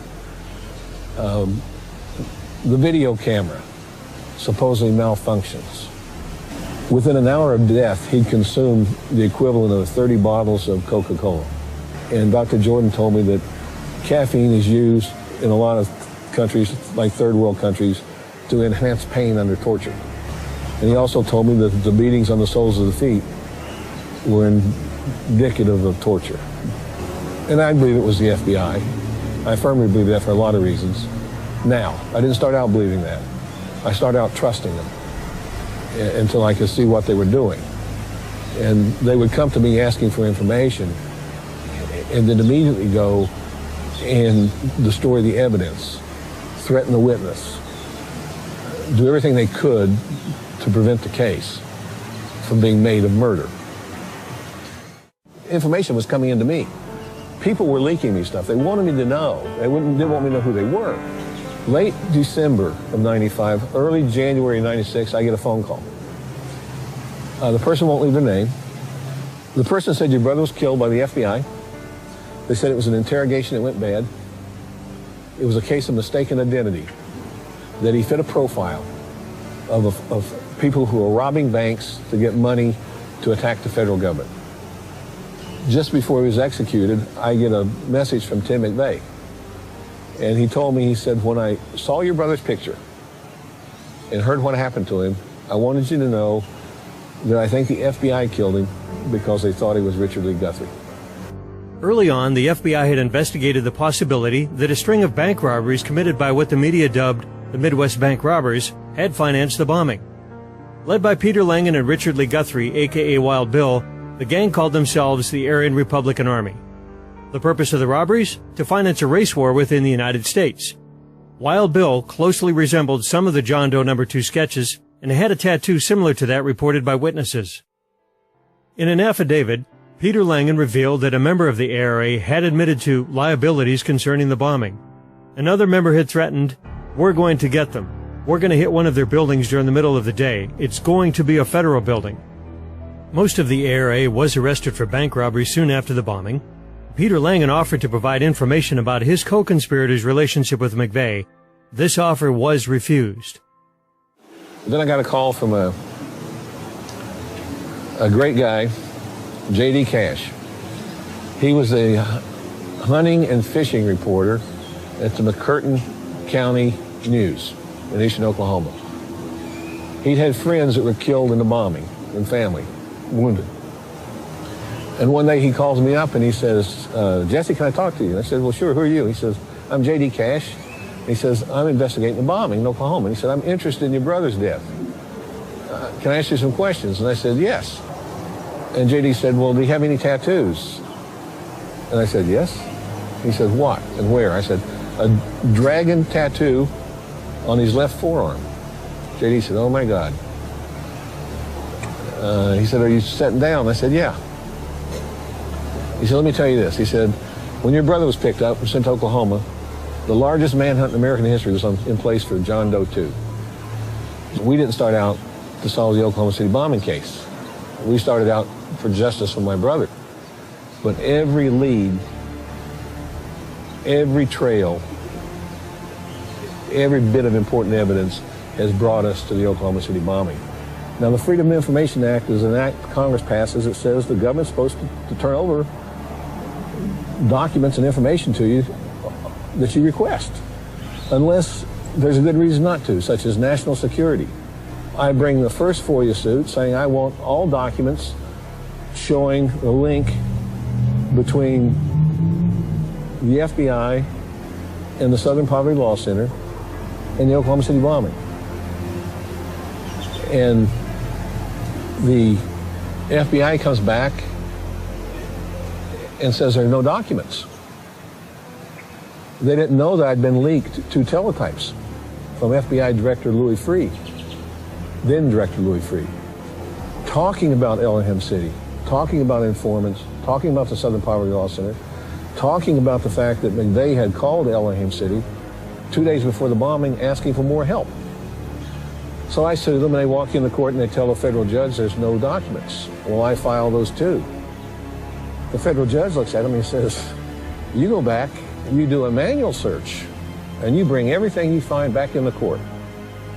Well, then they come back and plead with the judge and they say, Judge, we'd promised anonymity. And if we have to disclose these documents, it will reveal their names and their lives will be in jeopardy. German citizen Andreas Karl Strassmeyer, a.k.a. Andy the German, came to the U.S. in the early 90s. Professing neo-Nazi beliefs, he moved to Elohim City, becoming their chief of security. He was reported by ATF informant Carol Howe and others to make threats about bombing federal buildings and assassinations of public officials. It is known that McVeigh called Elohim City twice, looking for the mysterious German, when members of the ARA were living with Strassmeyer. McVeigh also attempted to reach Andy's attorney Kirk Lyons by phone in the days before the bombing. We started looking at Strassmeyer real hard, and this guy didn't add up either. He was on special assignment and disappears and shows up in Elohim City. He came in through Texas and was placed at Elohim City. Now, why Elohim City? I mean, nobody in Germany, if I haven't heard of Elohim City and I live in Oklahoma, how's anybody in Germany hear of this place? Well, evidently, it was from a lawyer named Kirk Lyons. I start putting dots together.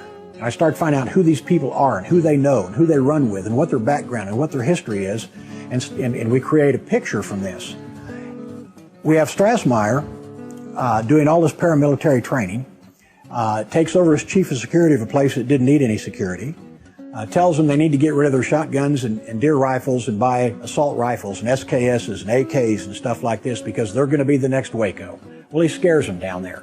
They don't know what to do, so they start, gearing up for the last days of the book of Revelation. Strassmeyer is an interesting character, these documents we got from the court. It's my understanding he's a German intelligence officer. He is apparently, after the bombing, taken out of the country by a former CIA operative back to Germany. His visa, as I understand it, had expired, and no one picked him up, and he was smuggled out through Mexico and back to Germany. I said, why wasn't Andy Strassmeyer questioned? And one of the attorneys said, oh, we did question him. I said, yeah, but you waited until he got back to Germany, and then you called him up over the phone and asked him, did he have anything to do with the bombing? At Tulsa, at Lady Godiva's, which is a strip bar,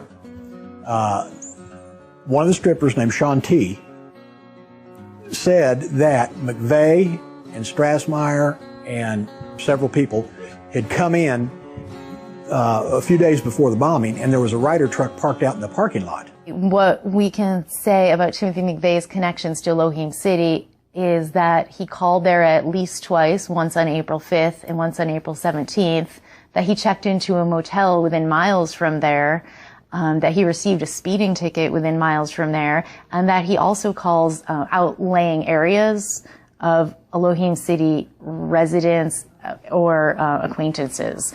So very briefly, those are his provable connections to Elohim City.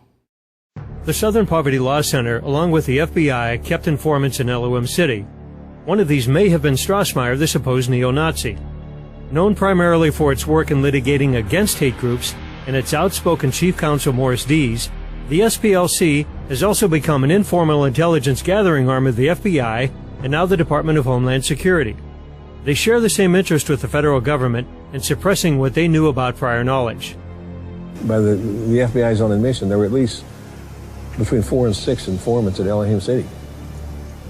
I don't know what the population of Elohim City is, but it sounds like whenever 3 people get together to talk about overthrowing the government, 2 of them are working for the government. Andy Strassmeyer's roommate at Elohim City was Michael Brescia, a young skinhead from Philadelphia who was also a member of the ARA.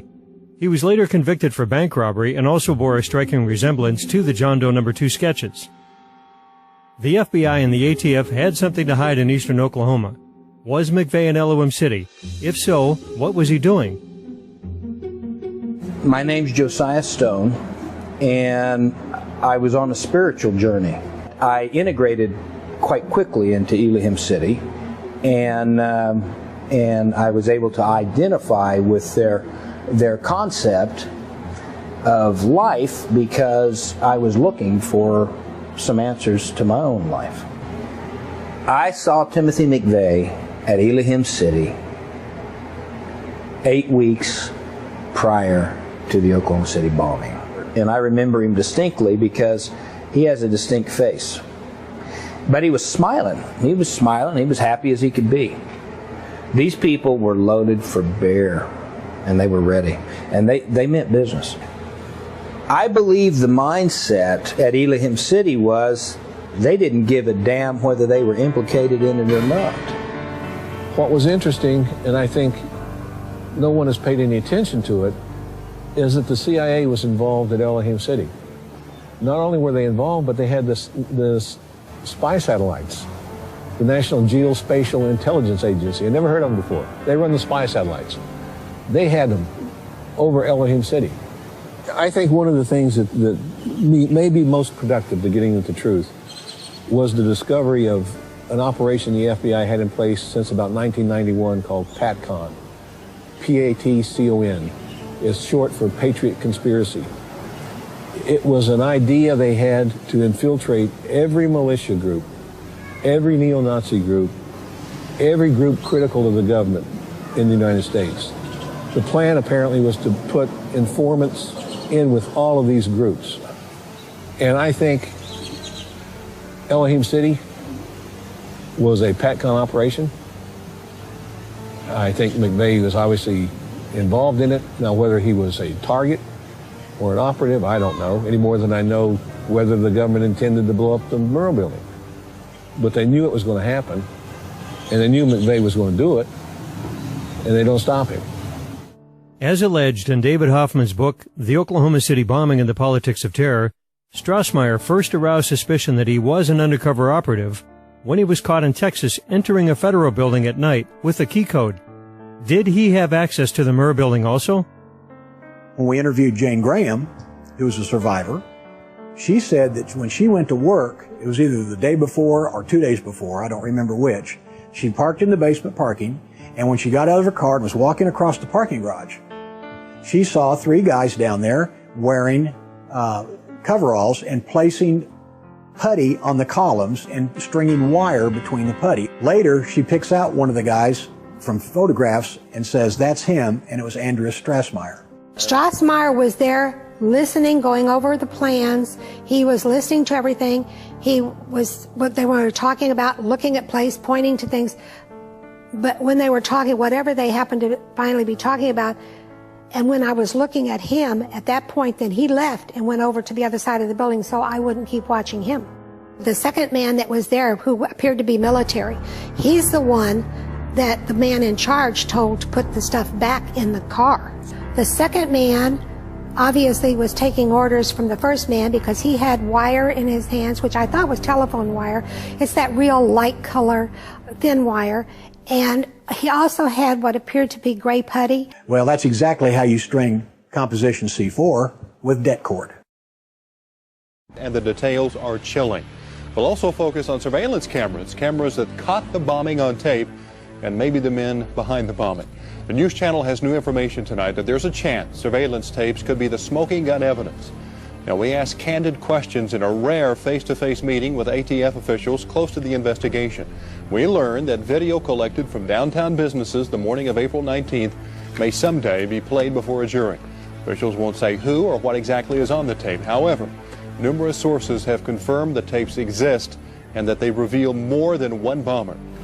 And I said, I want 2 other things from the FBI. I want the tapes from the surveillance cameras leading up to the Murrah buildings on the day of the bombing, on the different buildings around the Murrah building. And I want the tapes from the cameras on the Murrah building, because I had received a government document that said surveillance cameras show the bomb detonating 3 minutes and 6 seconds after the suspects exited the truck. Suspects, not one, plural. The fight now is over those tapes.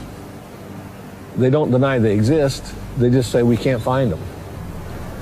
Now, the notion that this is the biggest crime the Bureau had ever investigated at that point in time,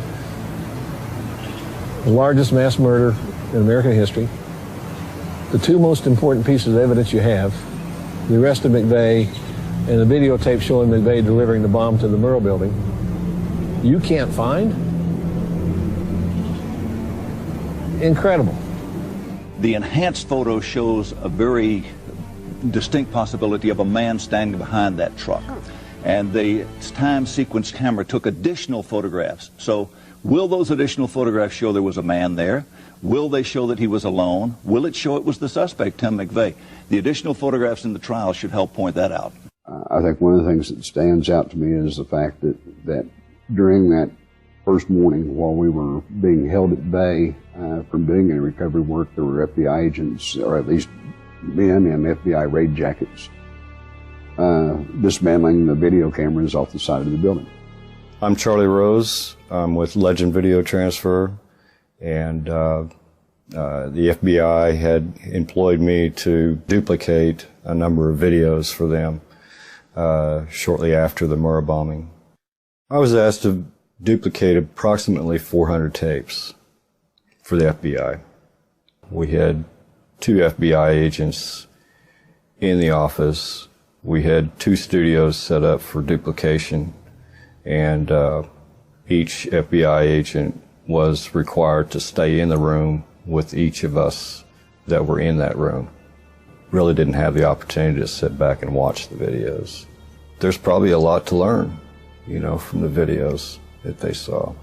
Some of them are meaningless, but others, could make some powerful impact on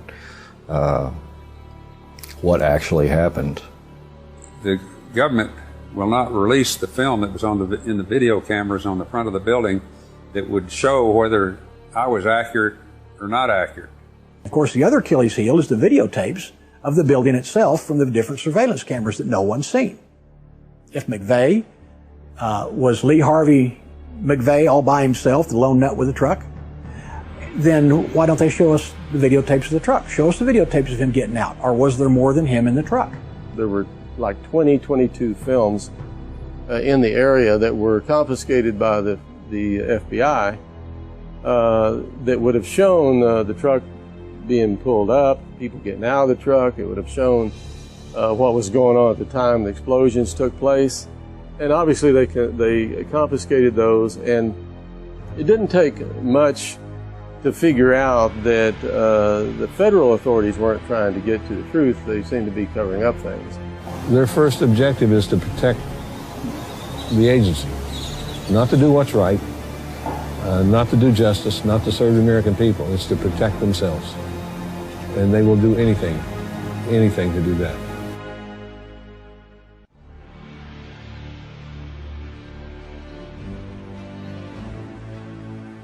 Tim McVeigh was honorably discharged from the Army 3 years before the bombing, leaving behind an exemplary service record. After a brief but intense combat experience in the Persian Gulf War, McVeigh tried out for the Special Forces. He pronounced himself unable to continue just a few days into the testing and returned to his unit demoralized and, some say, a changed man. Through being able to see Timothy McVeigh's letters to his defense team, this is really behind-the-scenes stuff, letters to his family, the memos that the defense team writes, which detail his mood from day to day, some of the medical reports while he's in prison, which detail his thoughts.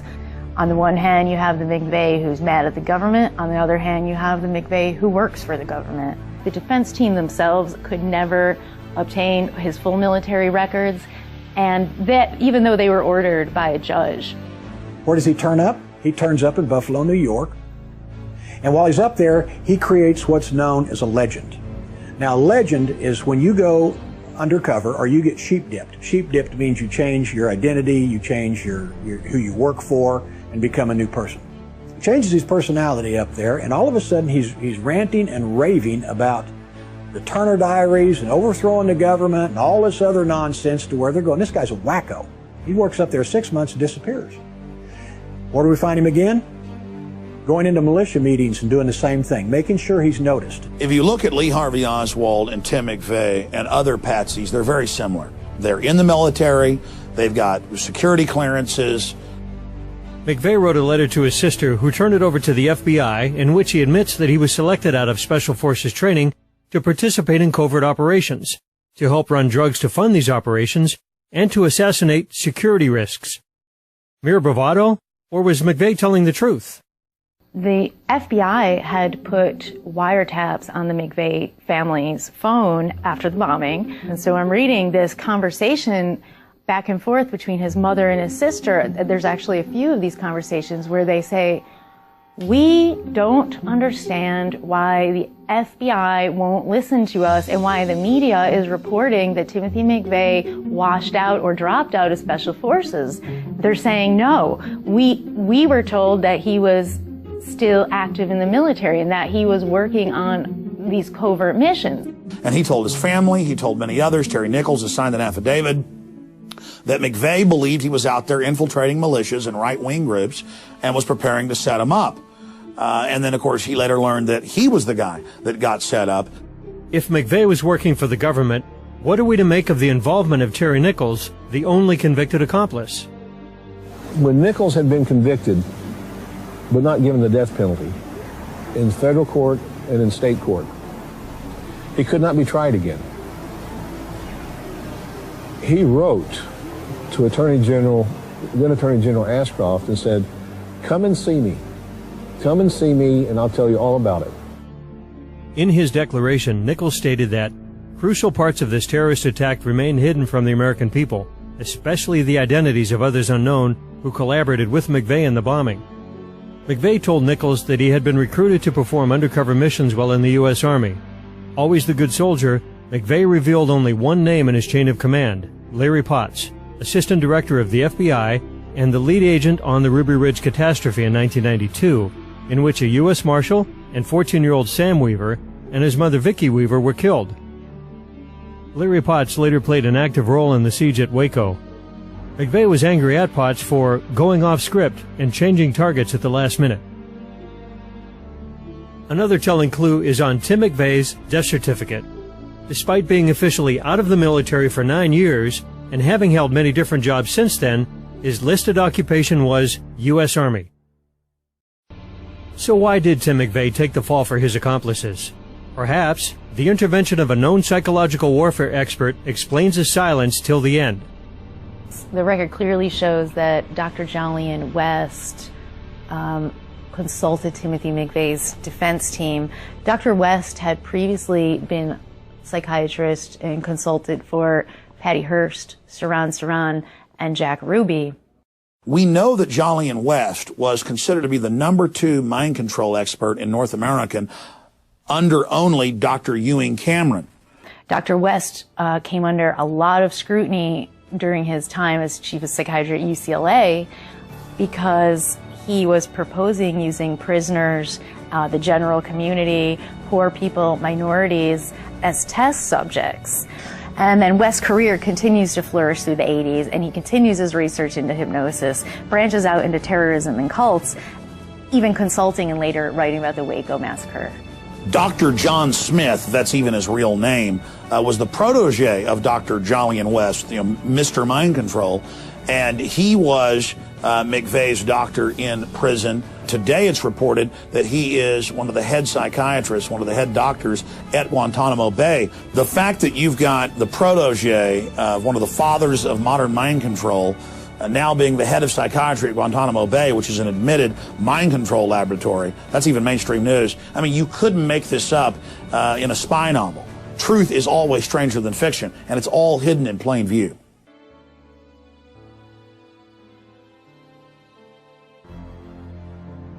Was the bombing the product of a sting gone out of control, with McVeigh taking the blame for a series of government failures? They kind of set up a sting operation, it appears to me, that went bad. They thought they would stop, the efforts of Strassmeyer, Millar, and others through Elohim City. I eventually talked to this Senate staffer, and he informed me that the Oklahoma City bombing was actually a sting operation that went wrong, and that the effort to cover it up was because they were not able to stop this sting operation. When it fell apart in that they weren't able to stop it right before it took place and proclaim to the public how great they were, so they could get new funding for the ATF, because the ATF had lost so much credibility due to the Randy Weaver situation. I don't know if anybody will ever know I know my brother was killed. I'm often asked why. I know my brother was killed for information he didn't have about the bombing. Why the people in the Memorial Building were killed, as I said, I don't know if they intended it or it just got away from them. God, I hate to think that they did it on purpose.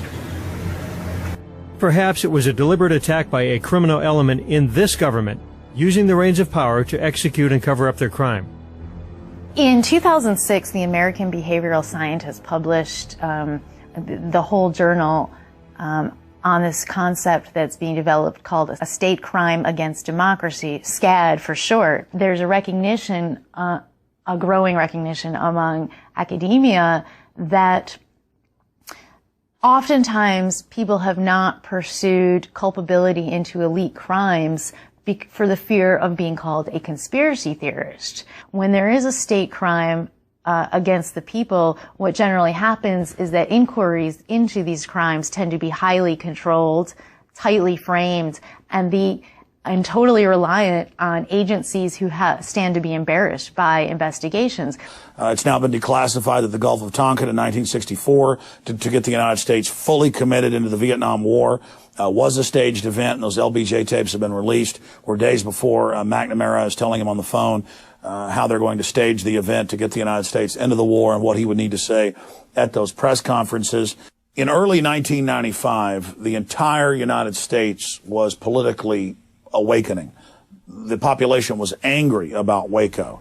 They were angry about the United States losing its sovereignty and Bill Clinton trying to pass anti-Second Amendment legislation. The federal government was forced to basically come in and create a crisis so they could demonize anyone who thought the government was too big or out of control. In 1994 and 1995, the Congress had tried unsuccessfully to pass their omnibus crime bill that expanded federal jurisdiction, that went after the Second Amendment, that was going to create all these new federal agencies to spy on the American people. And that was one of the reasons that Oklahoma and other states were upset. They understood this was totally unconstitutional and a huge federal overreach, and it violated the 10th Amendment. But after the Oklahoma City bombing tragedy, suddenly they were able to rename it as the Anti-Terrorism Effective Death Penalty Act, and that was able to sell through. Well, I think one of the things we'll be seeing over the next few weeks and months are new legislation, both to deal with domestic groups and international terrorism. There's already one bill, the Omnibus Terrorism Act of 1995, that's on the cards. One of the dangers is that we stepped a little bit too far, and this bill is very controversial. We see amazing parallels between Oklahoma City and 9/11.